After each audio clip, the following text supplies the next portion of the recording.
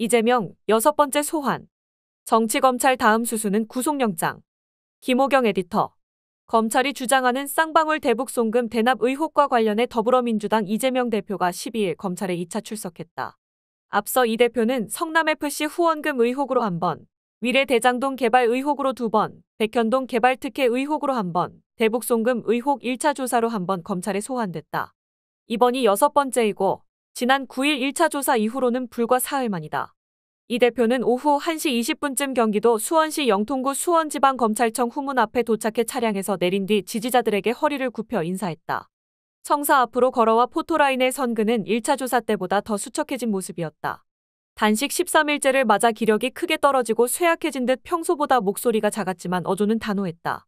이 대표는 2번째 검찰 출석이다. 오늘은 대북 송금에 제가 관련이 있다는 증거를 제시하는지 한번 보겠다며 2년 동안 변호사비 대납, 스마트팜 대납, 방북비 대납 그렇게 주제를 바꿔가면서 일개 검찰청 규모의 검사 수십 명, 수사관 수백 명을 동원해 수백 번 압수수색하고 수백 명을 조사했지만 증거라고는 단 한 개도 찾지 못했다. 그 이유는 사실이 아니기 때문이라고 밝혔다. 이어 제가 검사에게도 질문했지만 북한에 방문해서 사진 한 장 찍어보겠다고 생면부지 얼굴도 모르는 조폭, 불법 사채업자 출신의 부패 기업가한테 100억이나 되는 거금을 북한에 대신 내주라고 하는 그런 중대범죄를 저지를 만큼 제가 어리석지 않다며 저를 아무리 불러서 범죄자인 것처럼 만들어보려 해도 없는 사실이 만들어질 수는 없다. 국민이 그리고 역사가 판단하고 심판할 것이라고 했다. 그러면서 윤석열 대통령에게도 직격탄을 날렸다. 이 대표는 국민이 권력을 맡긴 이유는 더 나은 국민들의 삶을 도모하고 더 나은 나라를 만들라는 것이지. 내가 국가다라는 생각으로 권력을 사유화해서 정적 제거나 폭력적 지배를 하라는 게 결코 아니다라며 이 어려운 민생과 경제를 챙기고 아시아의 발칸으로 변해가는 한반도의 평화 위기를 방치하지 말고 국민의 생명과 안전을 지키는 데 더욱더 주력해 줄 것을 부탁드린다. 정권은 짧고 국민과 역사는 영원한 것이라고 강조했다. 발언을 마치고 발걸음을 옮기는 이 대표에게 기자가 따라붙어 대북 송금 관련 공문을 도지사가 직접 결제했다고 하는데 맞느냐고 묻자 그는 전혀 사실이 아니다라고 답하고 청사 안으로 들어갔다. 이날 조사에는 수원지검 형사6부 소속 박상용 검사가 투입됐다. 변호인으로는 고검장 출신 박균택 변호사가 입회했다. 검찰은 이 대표 출석 직후 언론에 보낸 문자를 통해 이 대표의 건강 상황을 고려하여 주요 혐의에 관한 핵심적인 사실관계를 중심으로 최대한 신속히 집중 조사해 오늘 조사를 종결할 방침이라고 전했다. 실제 이날 조사는 1시간 50여 분 만에 종료됐다. 검찰은 이후 추가 소환 없이 이 대표에 대한 구속영장 청구 시기를 검토할 것으로 알려졌다. 검찰이 주장하는 쌍방울 대북 송금 의혹은 김성태 전 쌍방울 그룹 회장이 2019년 이화영 전 경기도 평화부지사의 요청으로 경기도가 냈어야 할 북한 스마트팜 조성 지원 사업비 500만 달러를 비롯해 당시 북측이 요구한 경기도지사의 방북 비용 300만 달러 등 총 800만 달러를 북한에 보냈다는 내용이다.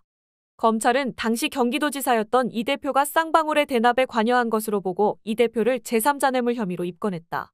그러나 이 대표는 1차 조사 때 공개한 쌍방울 대북 송금 대납 사건 검찰 진술서를 통해 검찰이 노골적인 조작 수사를 벌이고 있다고 조목조목 반박한 바 있다.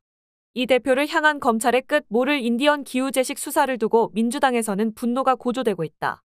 박광원 원내대표는 오전 국회에서 열린 의원총회 모두 발언에서 이재명 대표가 기력이 많이 떨어져서 대화는 물론이고 앉아있는 것조차 힘든 상황이라며 단식 중인 제1야당 대표에 대한 이딴 검찰의 소환 조사는 우리가 일찍이 보지 못했던 일이라고 개탄했다. 김민석 정책위의장도 원내대책회의에서 제1야당 대표의 단식이 장기화하고 중도층을 포함한 민심의 이반이 각종 지표로 명확해지는 상황에서 여권이 국정쇄신에는 눈과 귀를 닫고 검찰이 제1야당 대표에 대한 증거 없는 정치적 소환을 계속하고 있는 상황이 참으로 답답하고 개탄스럽다고 말했다. 민주당은 쌍방울 그룹 대북 송금 의혹을 수사 중인 수원지검 검사들을 직무유기 혐의로 고위공직자범죄수사처에 고발함으로써 검찰에 대한 역공을 병행했다. 민주당은 수원지검이 이재명 대표에게 죄를 덮어씌우기 위해 핵심 피의자인 김성태 전 쌍방울 그룹 회장의 남북교류협력법 위반 및 특정경제범죄 가중처벌법상 재산구 궤도피 혐의를 제대로 수사하지 않는다고 판단하고 있다. 민주당 법률위원회는 이날 고발장 접수 전 기자회견에서 이재명 대표에 대해 답을 정해놓고 끼워 맞추는 조작 수사가 가능한 배경에는 명백한 범죄 혐의를 봐주고 덮어주는 부당한 사법거래가 존재한다며 김성태 전 회장이 통일부 장관의 승인을 받지 않은 채 북한 민경련으로부터 50년 동안 지하자원 개발 협력 사업, 관광지 및 도시개발 사업 등 6개 사업권을 부여받는 경제협력 사업 합의서를 작성한 것은 남북교류협력법 위반. 2019년 쌍방울 임직원들과 공모해 수십억 원 상당의 달러화를 중국으로 밀반출한 것은 재산구 궤도피 등에 해당한다고 설명했다. 그런데도 수원지검 검사들은 김성태 전 회장의 진술과 영수증, 6개 사업권에 대한 경제협력 사업 합의서, 나아가 김 전 회장이 쌍방울 임직원들을 이용해 수십억 상당의 달러화를 해외로 밀반출한 정황까지 확인하고도 이에 대한 수사를 지시하거나 진행하지 않았다는 것이다. 검찰은 김 전 회장을 10억 원 이상 거래인 경우 1년 이하의 징역으로 처벌하는 외국환거래법 위반으로 기소됐는데, 이에 비해 50억 원 이상의 재산구 궤도피는 무기 또는 10년 이상의 징역에 처하도록 돼 있어 처벌에 현저한 차이가 있다. 법률위는 수원지검의 의도적인 수사방임과 거짓 진술 조작을 막기 위해 김 전 회장도 남북교류협력법 위반 및 재산구 궤도피 혐의로 고발할 예정이다. 법률위는 수사를 지휘하고 있는 신봉수 수원지검장, 김영일 2차장 검사부터 수사를 담당하는 김영남 형사육부 부장검사, 송민경 부부장검사까지 검찰에 묻는다면서 이렇게 명백한 범죄 행위에 대해 수사하지 않는 이유가 무엇인가? 김성태에게 나머지 범죄도 언제든 추가 기소될 수 있음을 보여주면서 이재명 대표 방북 비용 대납이라는 거짓 진술을 조작해내기 위한 것 아닌가라고 추궁했다.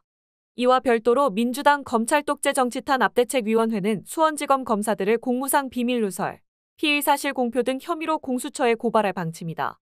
대책위도 이날 국회에서 기자회견을 열어 검찰이 이재명 대표 1차 조사 때의 질문 및 답변 내용을 언론에 계속 흘리고 있다며 조선일보 기사 등을 사례로 들고 하나같이 검찰이 흘리지 않았다면 절대 알 수 없는 내용들로 가득하다고 지적했다.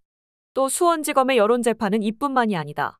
수원지검은 이재명 대표가 조서에 서명하지 않았다고 언론에 밝히며 이 대표가 억지를 부렸다는 식으로 왜곡했다면서 일방적인 검찰 시각에 각색되고 날조된 조서를 멋대로 제시했기에 이재명 대표가 동의하지 않은 것임에도 검찰 말대로 하지 않았다는 이유로 또 한 번 범죄자로 낙인 찍으려 한 것이라고 했다. 그러면서 수원지검이 회유와 강압을 통한 진술 조작에 단단히 중독된 모양이다. 그 수많은 인력으로 이재명 대표 본인과 주변을 먼지 털듯 털어놓고 소환 조사까지 벌였음에도 혐의를 밝히지 못하자 이번에는 익명으로 기사 뒤에 숨어서 공무상 비밀을 누설하며 여론재판에 나선 것인가라며 입증되지 않은 혐의 사실을 언론에 유출해 수사 당사자들을 낙인 찍고 망신 주는 것은 무죄 추정의 원칙에 위배될 뿐더러 재판에 부당한 영향을 끼치는 반헌법적 범죄 행위라고 일갈했다.